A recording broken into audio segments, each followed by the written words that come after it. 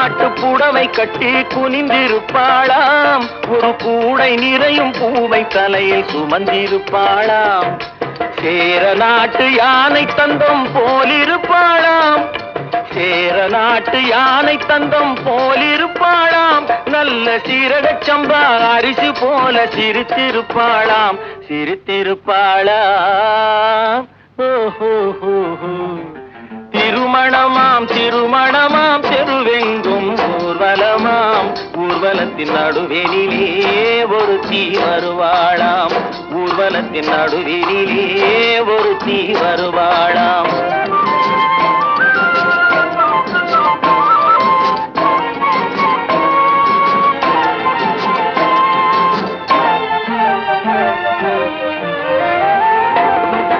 செம்பருத்தி பூவை போல செவந்திருப்பாளாம், நைசு சீலுக்கு துணியை போ